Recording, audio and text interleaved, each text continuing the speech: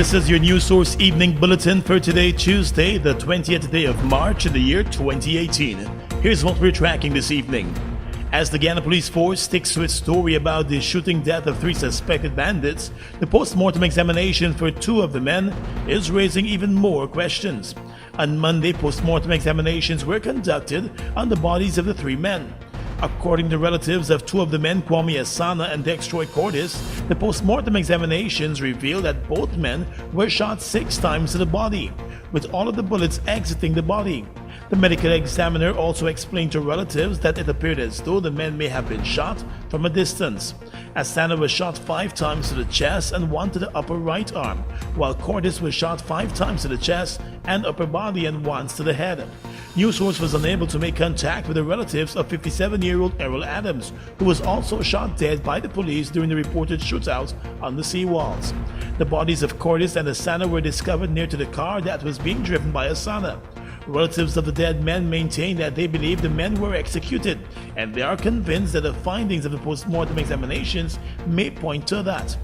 Acting Police Commissioner David Ramnarine on Monday stood by the police force's account of the shooting and said the officers who were part of the operation were justified in the use of deadly force, since they came under fire first. If the Guyana Police Force had not taken that course of action a few days ago, and that would have happened there, a lot of collateral damage would have happened on Rob Street based on the information we received.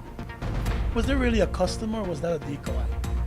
It was a customer. It was a customer? And for all intents and purposes, we have to protect that information. The police commissioner said that the police acted based on information, and had it not done so, havoc might have been created by the men.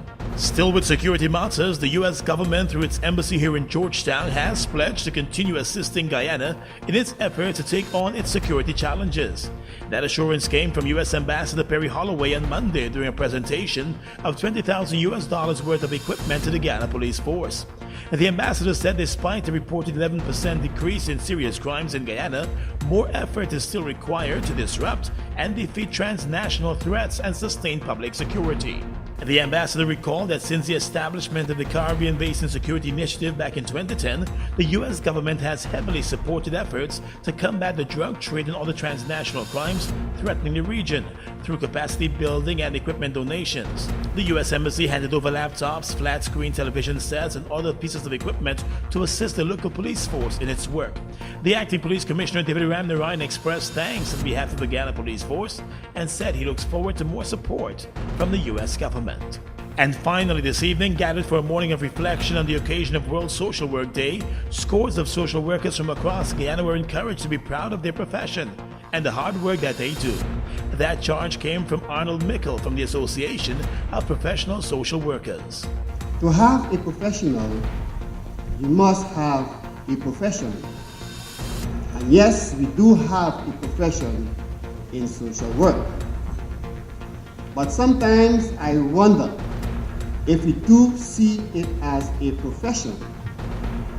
I rather suspect that sometimes we are not seeing ourselves as professionals, as doctors, as psychologists, as psychiatrists, as lawyers, even accountants and engineers. We don't see ourselves as that.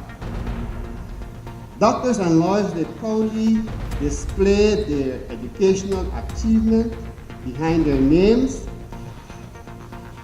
on their certificates hanging on the walls in their offices, or even on notice boards. They have their LLBs, their MDs, their MAs, and PhD boldly written. Do we as social workers write DSW behind our names?